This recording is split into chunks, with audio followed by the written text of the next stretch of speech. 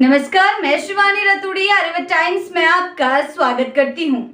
बिहार में विधानसभा चुनाव का सियासी पारा चल रहा है, लेकिन इस हफ्ते माहौल के बीच लालू प्रसाद यादव और उनका परिवार एक नई मुश्किल में घिरता नजर आ रहा है। केंद्रीय जांच ब्यूरो ने आईआरसीटीसी होटल घोटाले से जुड़े मामले में अपनी अगली बड़ी चाल चल दी है। एजेंसी ने कोर्ट में 1 दर्जन गवाहों की सूची सौंप दी है, जो 27 अक्टूबर से शुरू होने वाले ट्रायल में लालू, राबड़ी और तेजस्वी के खिलाफ अदालत में गवाही देंगे। ये मामला उस दौर से जुड़ा है जब लालू प्रसाद देश के रेल मंत्री थे और आईआरसीटीसी के 2 होटलों को प्रबंधन एक निजी कंपनी को सौंपे जाने के बदले कथित तौर पर उनके परिवार को बेनामी जमीन दी गई थी। अब जब अदालत ने आरोप तय कर दिए हैं तो मामला एक निर्णायक मोड़ की ओर बढ़ चुका है।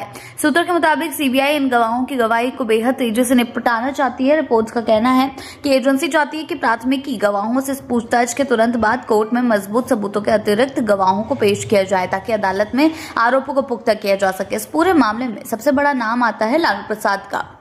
भ्रष्टाचार निवारण अधिनियम के धाराओं के तहत उनके खिलाफ गंभीर आरोप तय किए गए हैं। आरोप है कि उन्होंने रेल मंत्री रहते हुए न सिर्फ होटल टेंडर प्रक्रिया को प्रभावित किया, बल्कि बदले में अपने परिवार के नाम पर जमीन भी हासिल की। विशेष सीबीआई अदालत ने इस महीने की शुरुआत में 13 अक्टूबर को 244 पन्नों का आदेश जारी करते हुए ये कहा था कि प्रथम दृष्टया ये साबित होता है कि लालू को पूरी प्रक्रिया की जानकारी थी और उन्होंने जानबूझकर हस्तक्षेप किया। अदालत के अनुसार टेंडर प्रक्रिया में बदलाव किए गए, जमीन का मूल्य कम आंका गया और अंततः वो संपत्ति लालू परिवार के कब्जे में आ गई। इस मामले में लालू की पत्नी और बिहार के पूर्व मुख्यमंत्री राबड़ी देवी और उनके बेटे तेजस्वी यादव पर भी आपराधिक साजिश और धोखाधड़ी के आरोप तय किए गए। हालांकि तीनों ने खुद को अदालत में निर्दोष बताया और कानूनी जानकार कह रहे हैं कि वो आने वाले दिनों में इन आरोपों को चुनौती भी दे सकते हैं। सीबीआई की समयिंग को लेकर भी सियासी हलकों में चर्चा तेज है। चुनाव ने इसे ऐन पहले तेजस्वी यादव के खिलाफ इस तरह की कानूनी कार्रवाई को विपक्ष राजनीतिक हथियार करार दे रहा है, जबकि सत्ता पक्ष से कानून के राज की कार्रवाई बता रहा है। तेजस्वी खुद पहले भी इस पूरे मामले को राजनीतिक साजिश करार दे चुके हैं। राजनीतिक विश्लेषकों की माने तो ये मामला सिर्फ कानूनी नहीं बल्कि राजनीतिक मोर्चे पर भी बड़ा असर डाल सकता है।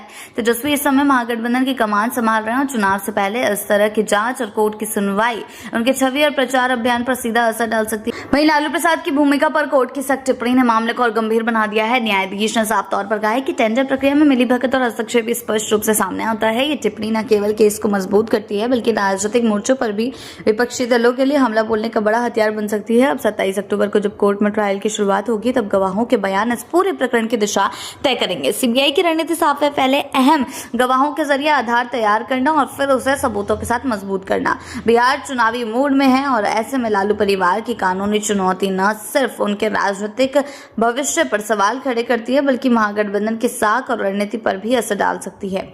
ऐसे में आने वाले हफ्ते सिर्फ चुनावी घोषणा पत्रों और रैलियों के नहीं होंगे, कोर्टरूम की कार्रवाई भी चुनावी बहस का अहम हिस्सा बनने जा रही है। ऐसी ही अपडेट्स के लिए जुड़े रहें आर्यव्रत टाइम्स के साथ ही चैनल को सब्सक्राइब करना ना भूलें और हमारी फेसबुक और वेबसाइट के साथ भी जरूर जुड़ें।